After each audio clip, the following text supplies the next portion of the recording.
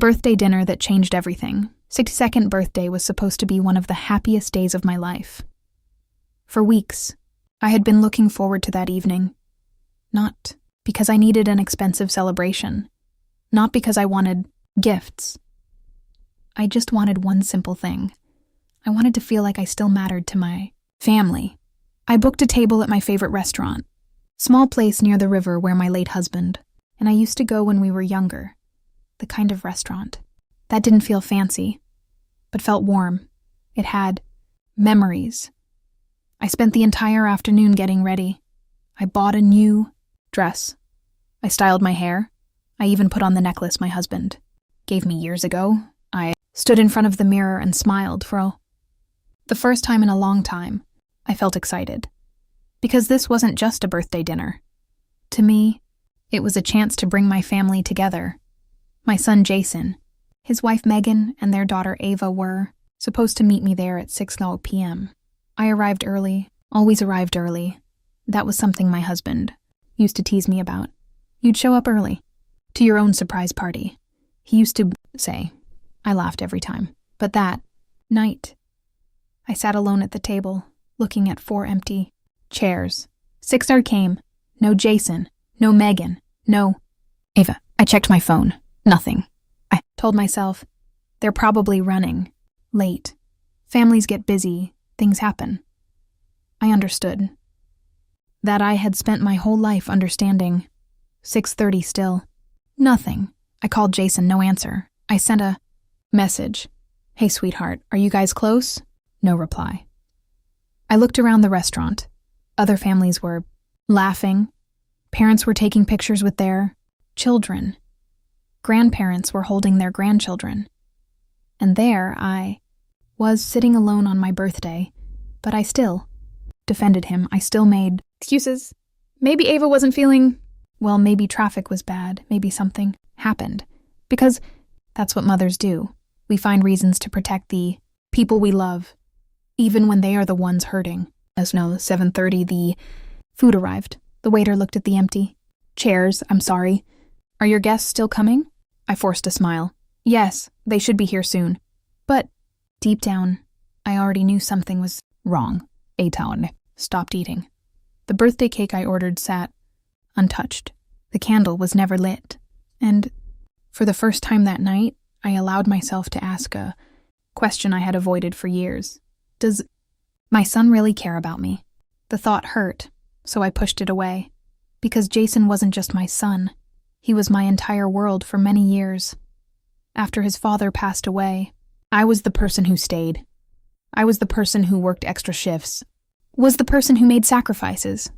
Was there when he needed help every single time for him, so I couldn't believe he would intentionally hurt me. At least, I didn't want to believe.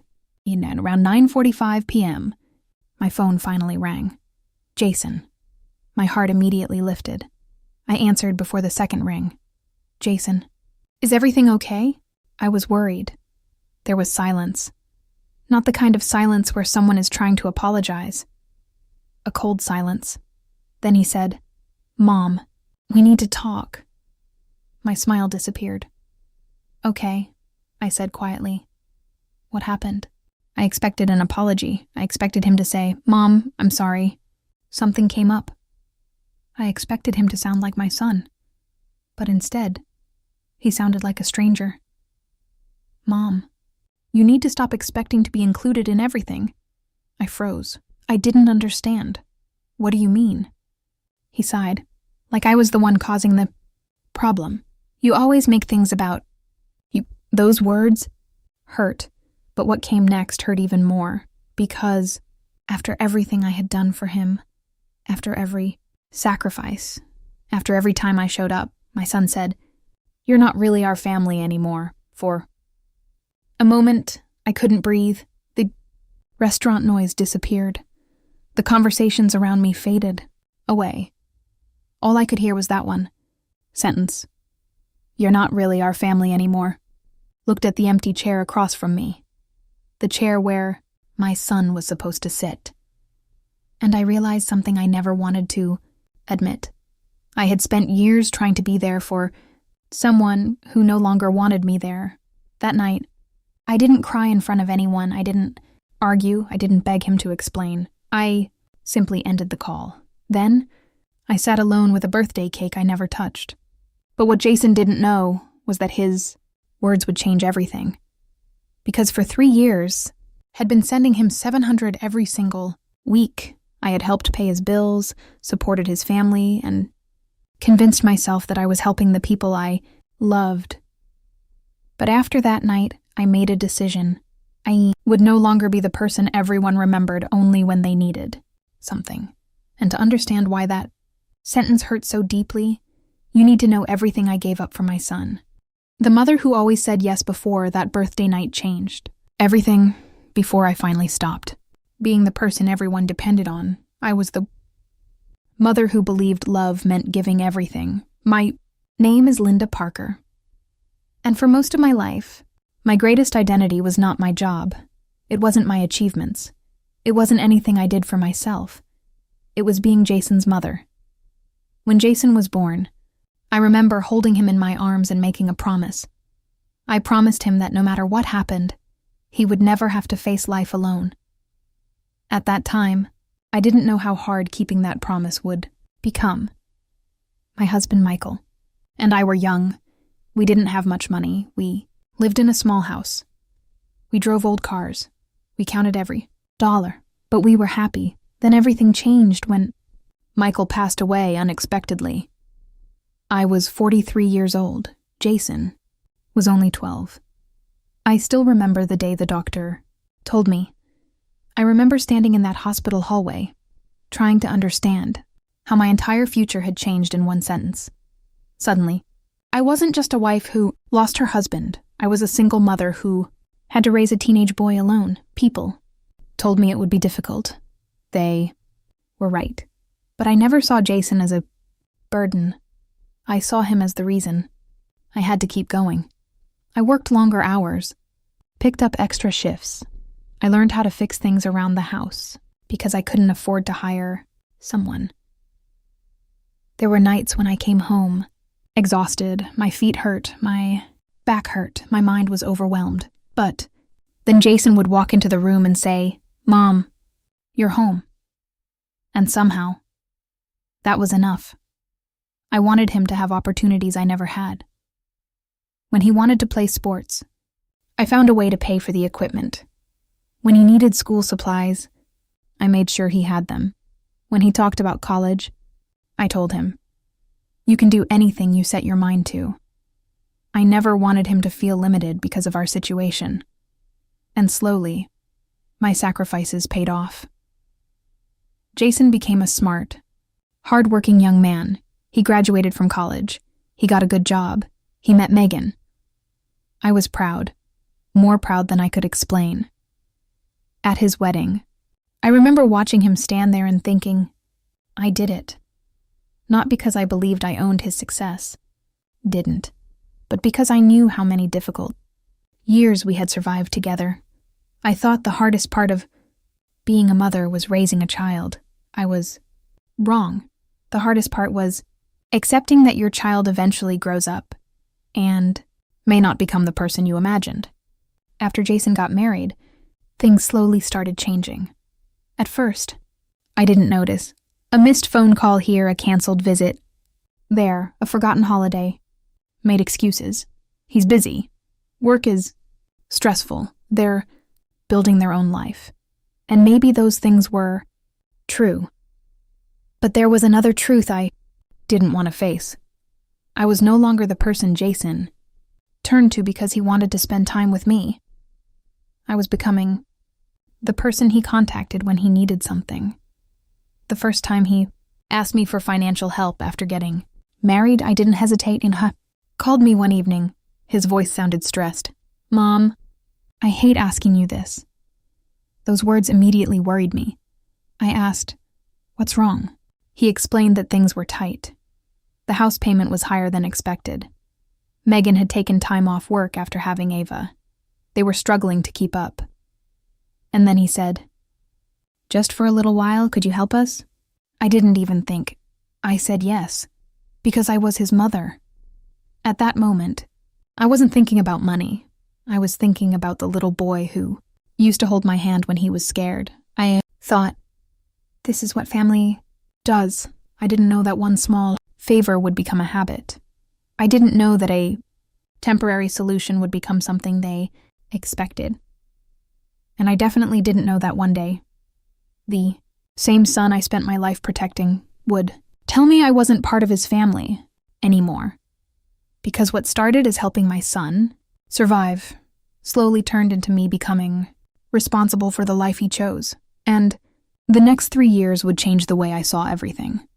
The $700 I sent every single week. When Jason first asked me for help, I never imagined it would become something that lasted for years. I thought I was helping my son through a difficult season. I thought I was giving him a little support until he and Megan got back on their feet. I never thought I was creating a situation where my own child would start depending on me. A few weeks after that first conversation, Jason called again. Mom, I hate asking you this again. I already knew what he was going to say. Their mortgage was higher than expected. Their car needed repairs. Ava needed new things for school. There was always something. And every time he explained their situation, I found a reason to say yes. Because I remembered being a struggling parent. I remembered counting every dollar. I remembered wondering how I would pay for the next bill. I didn't want my son to feel that fear. So I made a decision.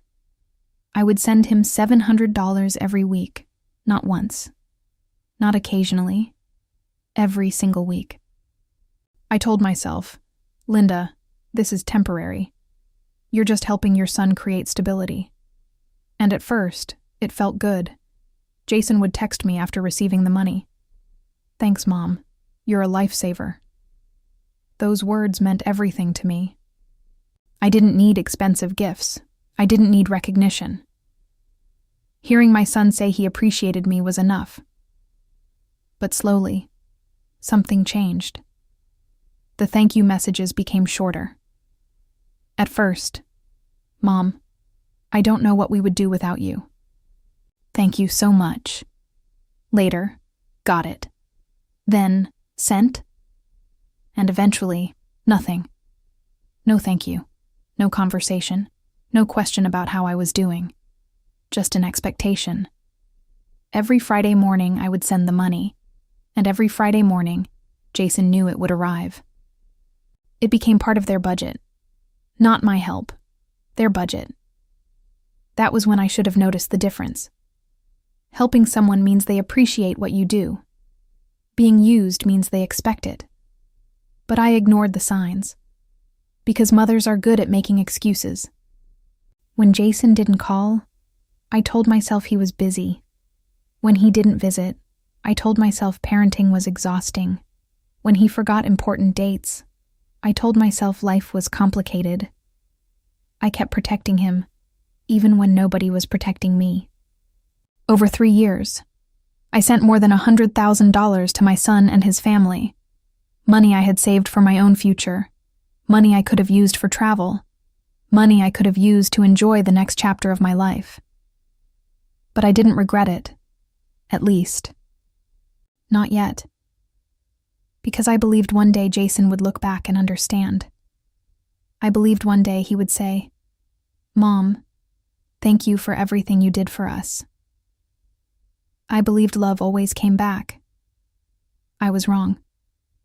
The hardest part wasn't the money. It was realizing that Jason knew exactly how much I gave, but somehow forgot what I needed. He knew when the weekly payment was late, but he didn't know when I was sick. He knew when his bills were due, but he forgot my birthday plans. He knew how to ask me for help, but he stopped asking how I was. And still, I continued. Because I wasn't just sending money. I was sending love.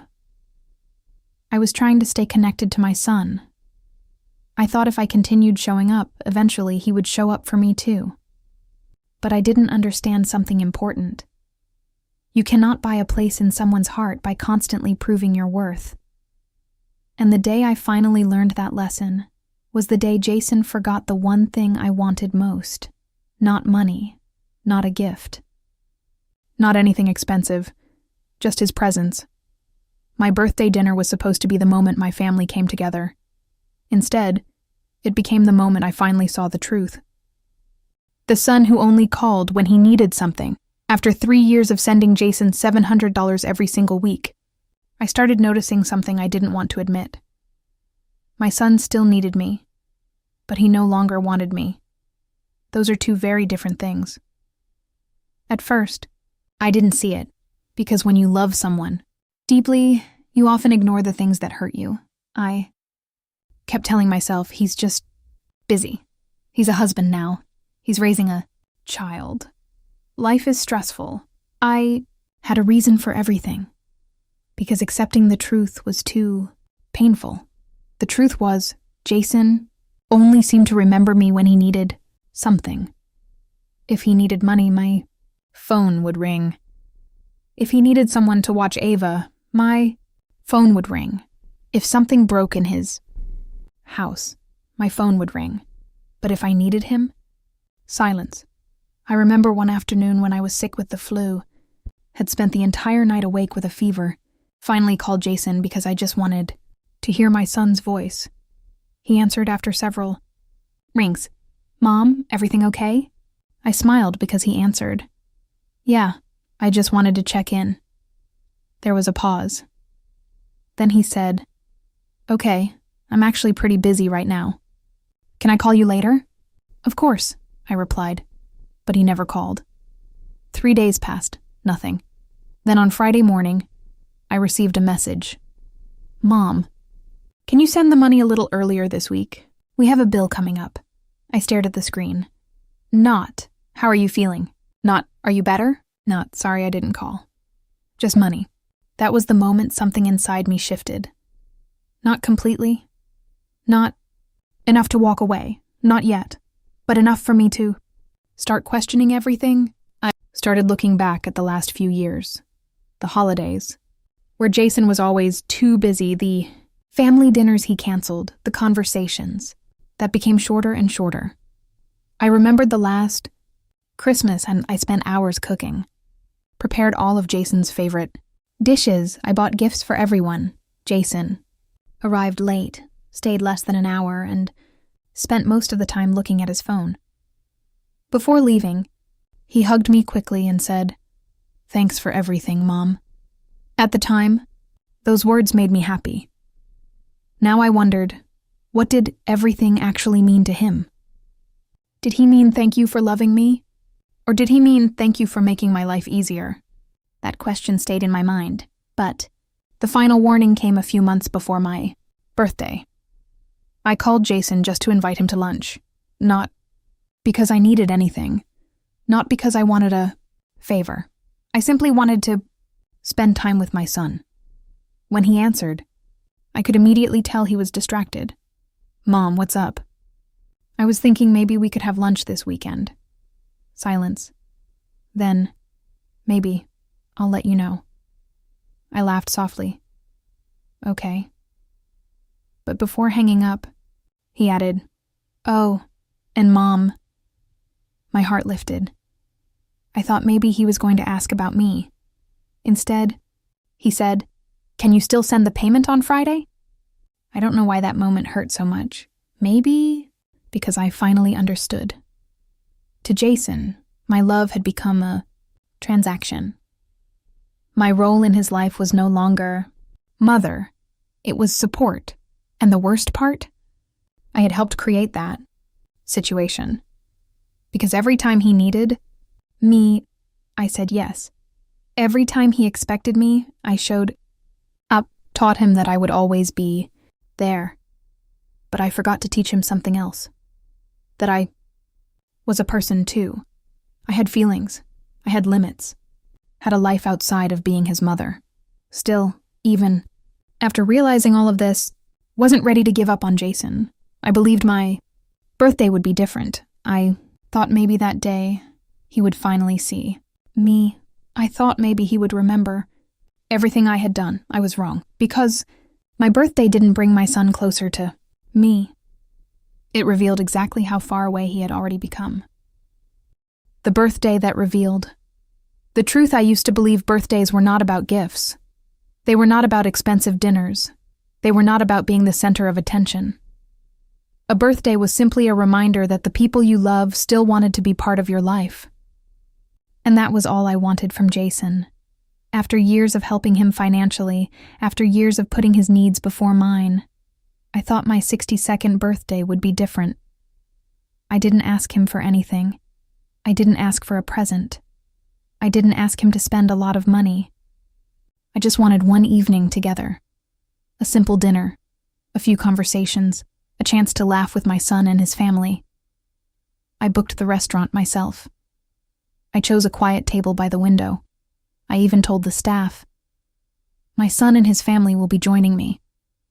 I said those words with pride, because even though Jason had changed, I was still proud to be his mother. But what I didn't know was, while I was preparing for a family dinner, Jason and Megan had already made a different choice. They weren't stuck in traffic. They weren't dealing with an emergency. They weren't unable to come. They simply decided my birthday wasn't important enough. I found out later through social media. That night, while I was sitting alone at the restaurant, Jason and Megan were at a friend's house. There were pictures, smiling faces, food, drinks, everyone laughing. The caption said, "Finally enjoying a relaxing night without stress." I stared at the picture for a long time, because I knew exactly what it meant. They didn't forget. They chose not to come. And somehow, that hurt more than if they had simply forgotten. I wasn't angry because they missed dinner. I was hurt because I realized where I stood in their lives. I was important when they needed help. I was important when the $700 arrived every Friday. I was important when they needed someone to solve their problems. But when I needed one evening, one dinner, one moment of feeling loved, I wasn't a priority. After Jason's phone call that night, after he told me, "You're not really our family anymore," I sat alone in my car outside the restaurant. I didn't drive home immediately. I just sat there, thinking about every moment that led me to that night. I thought about the little boy who used to run toward me when I picked him up from school. I thought about the teenager who told me, "Mom, you're my hero." I thought about the young man who promised, "I'll always take care of you." And I wondered, where did that person go? Because the man on the phone didn't sound like my son. He sounded like someone who had forgotten everything I had done. When I got home, I took off the necklace Michael gave me. I removed my makeup. I changed out of the dress I bought for my birthday. Then I looked at my phone. There was no message from Jason. No apology, no explanation. Nothing. That was the first time I stopped making excuses for him. The first time I allowed myself to see the truth. I had spent years proving that I was a loving mother. But Jason had spent years proving that he only valued what I could provide. The next morning, I opened my bank account. I looked at the automatic payment I had set up. Every Friday, $700, for 3 years. I stared at the screen. And for the first time, I didn't see it as helping my son. I saw it as the reason he never had to face reality. I realized something painful. By constantly saving Jason from his problems, I had prevented him from learning responsibility. I wasn't helping him anymore. I was allowing him to continue taking me for granted. My finger hovered over the cancel button. I thought about everything. The years, the sacrifices, the love. Then I remembered his words. "You're not really our family anymore." And that was the moment I finally understood. If I wasn't family when I needed love, then I couldn't continue being family only when he needed money. I pressed cancel, and for the first time in 3 years, Jason didn't receive his $700. I didn't know it then. But that one decision was about to change everything. The day I stopped being their ATM, the first Friday after my birthday, was strangely quiet. Usually, that morning I would wake up, make my coffee, and send Jason the weekly payment. It had become such a normal part of my routine. that I almost didn't think about it anymore. 3 years, every single week, 700. It wasn't just a payment. To me, it represented love, support, a promise that my son would never struggle the way I had struggled. But that morning was different. I sat at my kitchen table with my coffee in my hands. My phone was beside me. The automatic transfer was scheduled. For a moment, I almost changed my mind, because even after everything Jason said, even after the birthday dinner, even after he told me I wasn't really his family, I was still his mother. A mother's heart doesn't turn off overnight. Part of me still hoped he would call. Part of me still hoped he would say, "Mom, I'm sorry," but my phone stayed silent. No apology, no message, no concern, only the reminder that the payment was about to leave my account. I looked at the screen, and I finally asked myself a question I had avoided for years. If I stopped giving him money, would he still want me in his life? I already knew the answer scared me, because I wasn't sure anymore. I took a deep breath, and I canceled the payment. The moment I pressed the boor button, I felt something I hadn't felt in years. Relief. Not happiness, not revenge, just relief. For the first time, I wasn't making a decision based on fear. I wasn't thinking, what if Jason gets angry? What if he struggles? What if he stops talking to me? I was finally thinking, what happens to me if I keep living this way? I didn't tell Jason immediately. I didn't send him a long message. I didn't accuse him. I didn't remind him of everything I had done. I simply stopped because I was tired of begging someone to appreciate my sacrifices. That afternoon, my phone rang. Jason. I stared at his name on the screen. A few months earlier, I would have answered immediately. But this time, I waited. Not to punish him, not to play games. I just needed a moment to remember that I was allowed to have boundaries. Eventually, I answered. Hi, Jason. There was no greeting. No, how are you? No, Mom, I hope you're feeling better. The first thing he said was, did something happen with the transfer? I closed my eyes. Not, are you okay? Not, can we talk about what happened on your birthday? The money was the first thing he noticed. I calmly replied, yes, I stopped it. There was silence. Then, what do you mean you stopped it? I mean, I canceled the weekly payments. His voice changed immediately. Mom, you can't just do that. I almost couldn't believe what I was hearing. Not. Mom, why?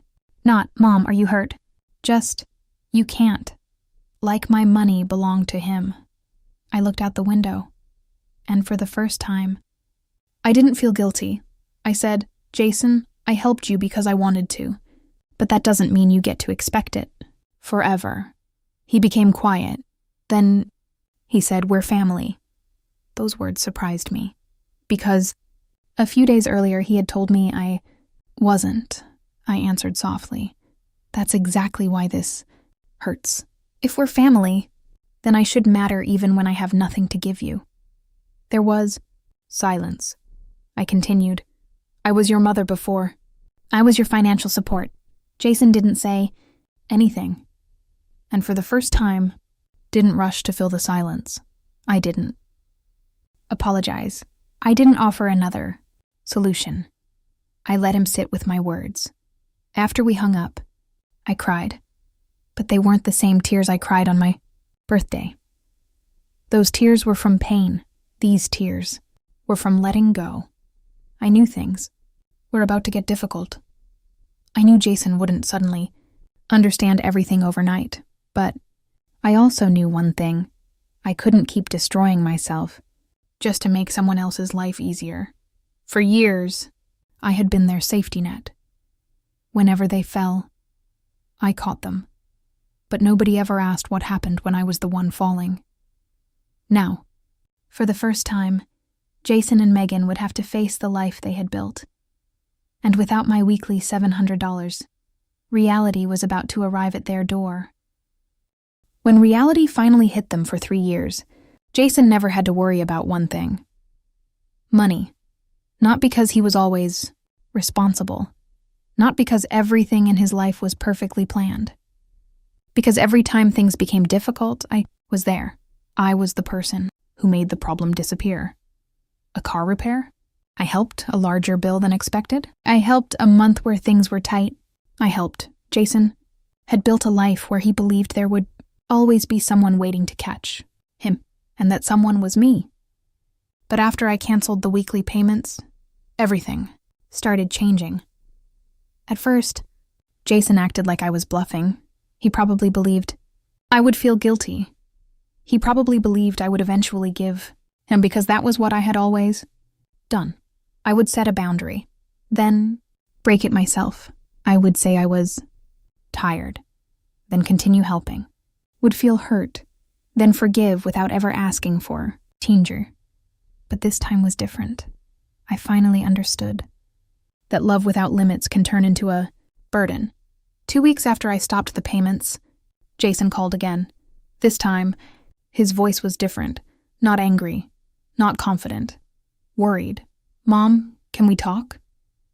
I sat down at my kitchen table, the same place where I had sent hundreds of payments over the years. "Of course," I said. There was a long pause. Then he admitted, "Things are getting difficult." Didn't say anything. I wanted to see if he would finally understand. He continued, "The mortgage is higher than we expected. The credit cards are getting out of control. Megan's hours were reduced. Every problem he mentioned was real." I knew but for the first time, I didn't immediately jump in to fix it. I didn't say, "How much do you need?" I didn't say, "I'll send something." I just listened. Finally, Jason said, "Mom, we really need your help." Those words would have broken me before. Not anymore. I took a deep breath. Then I said, "Jason, I spent years helping you. I supported you every single week. But when I needed you, you weren't there." Silence. I continued. "My birthday wasn't about a dinner. It was about realizing that I was only important when I was useful." For once, Jason didn't argue. Maybe because he knew I was telling the truth. Maybe because he finally saw what he had refused to see. A few days later, I learned that things had become even harder for them. Megan had to sell some expensive items they had bought when they were living beyond their means. Jason started taking extra work. They stopped going out. They had to make choices they had avoided for years. And honestly, part of me felt sad, because I never wanted my son to struggle. I never wanted him to experience pain, but another part of me knew something important. Sometimes people don't change when they are comfortable. Sometimes they only change when they finally have to face the consequences of their choices. For years, I had protected Jason from every difficult moment. But by doing that, I had taken away his chance to become responsible. One evening, I received a message from him. "Mom, I think I understand now." I stared at those words. I didn't know what came next. Then another message appeared. "I thought you were just helping us with money, but I realize now you were trying to be part of our lives." I read that sentence several times, because that was the truth I had wanted him to understand all along, that the $700 was never the most important thing. The money was just a symbol. What I really wanted was to feel loved. Wanted my son to call because he missed me. I wanted him to ask how I was doing. I wanted to know that I was more than a solution to his problems, but understanding. Something doesn't erase the damage, and I wasn't ready to pretend everything was okay. A few weeks later, Jason asked if we could meet. He said, "I think we need to talk." Knew that conversation would change our relationship forever. Because for the first time in years, my son wasn't calling because he needed money. He was calling because he needed to face the truth. The conversation I had been waiting for. When Jason asked me to meet him, I didn't know what to expect. For years, I had imagined having this conversation. I imagined telling him how much he hurt me.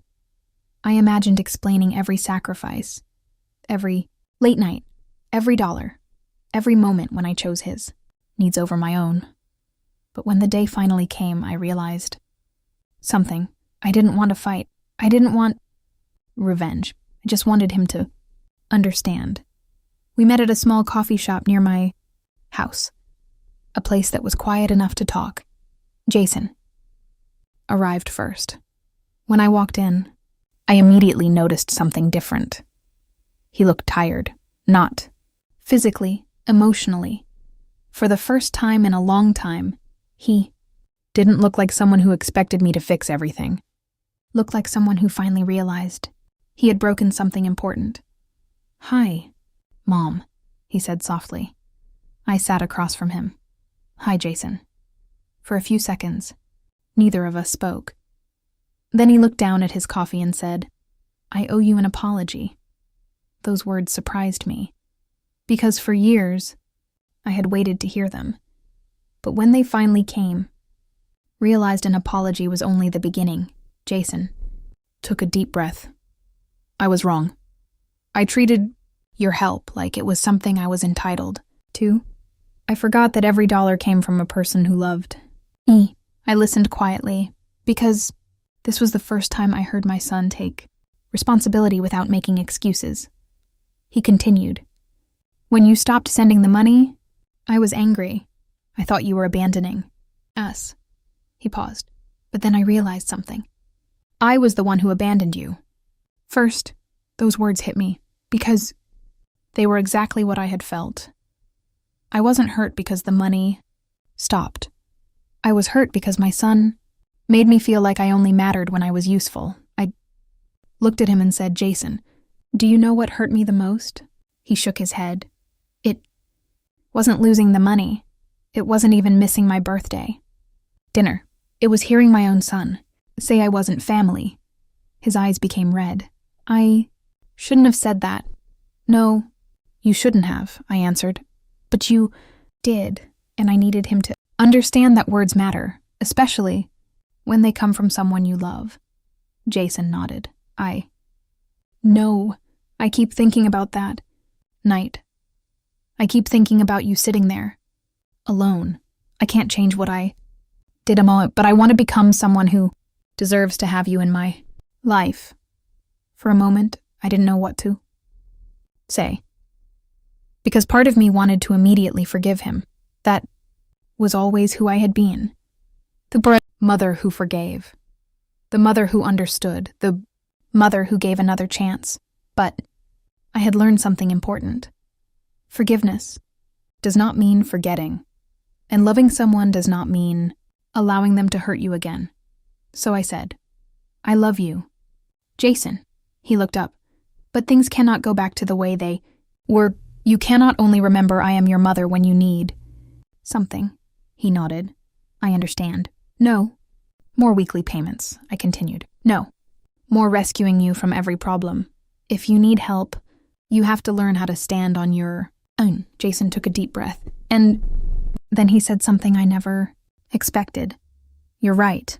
That was the moment I knew something had changed. Not because he apologized, but because he accepted my boundary." A few days later, my family learned the truth. My sister called me after hearing about what happened. She said, "I had no idea you were supporting them for so long." I smiled. Sadly, most people don't notice the person carrying the weight until they stop carrying it. That sentence stayed with everyone, because for years, my family saw Jason's struggles, but they never saw mine. They saw the son who needed help, but they forgot the mother who was giving it. That conversation with Jason didn't fix everything. Overnight. Trust doesn't come back in one afternoon, but it was the first step, the first honest conversation we had in years. And for the first time, I wasn't talking to my son as his financial support. I was talking to him as his mother, but The biggest change wasn't in Jason. It was in Yan, because I finally understood something. I could love my son deeply and still refuse to lose myself trying to save him. The woman who finally chose herself. After my conversation with Jason, I thought I would feel completely relieved. I thought hearing my son apologize would erase the pain. I thought everything would suddenly feel normal again. But life doesn't work that way. An apology can open the door, but healing takes time. For years, my entire life had revolved around one person, Jason. Every decision I made included him. Every plan I had considered his needs. Every sacrifice I made was because I wanted him to have a better life. Somewhere along the way, I forgot to ask myself a simple question. What kind of life do I want? Not what does Jason need? Not what does my family expect? Not who needs my help? What do I want? At first, I didn't know how to answer. Because I had spent so many years being needed, that I didn't know who I was when nobody needed anything from me. The first few weeks after stopping the payments felt strange. I would wake up on Friday mornings and remember, I don't have to send $700 today. That money stayed in my account. And instead of feeling guilty, I started thinking about what I could do for myself. I booked a small vacation. Nothing luxurious. Nothing extravagant. Just a quiet trip to a coastal town I had always wanted to visit. I sat by the ocean. I drank coffee while watching the sunrise. I walked along the beach without checking my phone every few minutes. And for the first time in years, I felt peaceful, not because my problems disappeared, but because I finally stopped carrying problems that weren't mine. I also started reconnecting with old friends, people I had ignored because I was always too busy helping Jason. One friend said something that I never forgot. Linda, you spent years proving you were a good mother, but you forgot you were also a person. That sentence stayed with me, because she was right. I had always believed being a good mother meant putting myself last. But I realized something. A mother who destroys herself trying to save everyone eventually has nothing left to give. Meanwhile, Jason and Megan continued learning how to manage their own lives. They weren't perfect. They still made mistakes. But for the first time, they were solving their own problems. Jason found extra work. They created a real budget. They stopped living a lifestyle they couldn't afford. And slowly, I noticed something changing. Jason started calling me more often. But the difference was, he wasn't calling to ask for money. He called just to talk. He asked, "Mom, how was your week?" A simple question, but one I had waited years to hear. One afternoon, Jason called and said, "I know I can't change the past, but I want you to know something. You were never just someone who helped me. You were my mother." I sat quietly after hearing that, because those words were exactly what I needed years ago. But I also knew something important. I couldn't go back to who I was before. The old Linda would have immediately forgiven everything. The old Linda would have said, "It's okay." The old Linda would have ignored her own pain. But the new Linda understood something different. Love doesn't mean having no boundaries. Love doesn't mean allowing people to take everything from you. Love means caring about someone, while still respecting yourself. My relationship with Jason slowly became healthier, not because I started giving more, but because I finally stopped giving out of fear. I stopped wondering, how can I make him happy? And started asking, how can we respect each other? That was the biggest change. I didn't lose my son when I stopped sending money. I actually found my relationship with him again. A real relationship. One built on honesty, not obligation. Looking back now, I don't hate Jason. I don't regret helping him. Those years came from love, and I will never apologize for loving my child. But I do regret one thing. I regret waiting so long to realize that I mattered too. Because every person deserves to be loved for who they are, not for what they provide. And after 62 years of putting everyone else first, I finally chose myself, the son who finally understood. Years later, I still think about that birthday night. The night I sat alone at a restaurant, the night my son told me, "You're not really our family anymore." For a long time, those words were the most painful thing anyone had ever said to me. Not because they came from someone else, but because they came from Jason, my son, the little boy I held in my arms, the child I protected, the person I spent most of my life trying to help. But today, when I think about that night, I don't only remember the pain. I remember the moment everything changed, because that was the night I stopped losing myself. For years, I thought being a good mother meant saying yes. Yes to the money. Yes to the emergencies. Yes to the sacrifices. Yes to fixing problems that weren't mine. I believed if I loved my son enough, he would always understand my love. But I learned something important.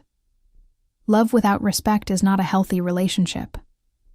And sometimes the greatest thing you can do for someone is to stop protecting them from every consequence.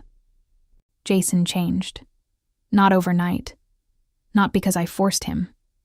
He changed because he finally had to face his own choices. He learned how to manage his money. He learned how to take responsibility. He learned that family is not just someone who helps you when life gets difficult. Family is someone you value even when you have nothing to gain. A few years after that birthday, Jason invited me to dinner. This time, he arrived early. He chose the restaurant. He made the reservation. And when I walked in, I saw something I hadn't seen in years. My son was waiting for me. Not because he needed something. Not because he wanted help. Just because he wanted to spend time with his mother. During dinner, Jason looked at me and said, "Mom, I know I can't erase what happened. But I need you to know that I understand now. You weren't just helping me financially. You were giving me your love." I looked at him and smiled, because that was all I had wanted him to understand. The money was never the important part. The $700 every week was never about the dollars. It was about feeling valued, feeling remembered, feeling like I still had a place in my son's life. And now, I finally did. But there was one difference. I was no longer afraid of losing him, because I had already learned how to live without being needed. I loved Jason. I always would. But I also loved myself. And that was something I should have learned much earlier. Today, my relationship with my son is different. Better, healthier, more honest. We still disagree sometimes. We still have difficult conversations. But now, we talk as two adults. Not as a mother and a child where one person gives and the other person takes. I still help my family when I choose to. But I no longer sacrifice my happiness to prove that I love them. Because real love should never require you to disappear. If there is one thing I learned from everything that happened, it is this. You can love someone with your whole heart and still set boundaries. You can forgive someone and still protect yourself. You can be a mother without forgetting that you are also a person. That birthday dinner was supposed to be the day my son rejected me. But instead, it became the day I finally chose myself. I didn't lose my family when I stopped being their safety net. I found a healthier version of it. And I finally understood something I wish I had known years earlier. The people who truly love you won't only value what you can give them. They will value you simply because you are you.